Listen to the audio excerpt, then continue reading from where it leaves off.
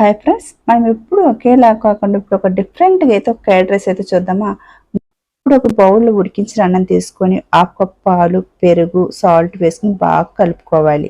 Stove వెలిగించుకుని కళాయి పెట్టుకుని కొద్దిగా ఆయిల్ వేసుకుని 1 టేబుల్ స్పూన్ జీలకర్ర, పొట్టు తీసిన వెల్లుల్లిపాయలు, వేరుశెనగ పలుకులు వేసుకుని కొద్దిగా బాగా వేపుకోవాలి. ఇలా వేగిన తర్వాత పచ్చిమిరపకాయలు ఒక 2-3 కట్ చేసుకుని వేసుకోవాలి. గుప్పడంత పుదీనాని బాగా శుభ్రం చేసి వేసుకోవాలి. అలాగే కొద్దిగా ఇంగువ పొడి, కొద్దిగా కరివేపాకు ఇవన్నీ వేసి కొద్దిగా మగ్గిన తర్వాత తీసుకోవాలి. తీసుకున్న తర్వాత రోట్లో వేసి రోటి పచ్చడిలాగా ముద్దలాగా నూరి తీసుకొని మనం కలిపి పెట్టుకున్న పెరుగన్నం వేసి బాగా కలుపుకోవాలి. ఈ పుదీనా పచ్చడి కర్డ్ రైస్కి సైడ్ డిష్గా అప్పడం వేపు పెట్టేసుకొని తిని చూడండి, సూపర్గా ఉంటుంది. పిల్లల స్కూల్ లంచ్ బాక్స్కి అయినా, ఆఫీస్ లంచ్ బాక్స్కి అయినా ఇలా ఒక్కసారి చేసేవండి మళ్ళీ మళ్ళీ ఇలాగే చేసి అడుగుతారనమాట. అంత టేస్ట్గా ఉంటుంది. అలాగే తప్పగా వీడియో సేవ్ చేయండి, ట్రై చేయండి, లైక్ అయితే కొట్టేయండి. కొత్తగా చూసేవాళ్ళు సబ్స్క్రైబ్ చేసుకోండి. Bye friends.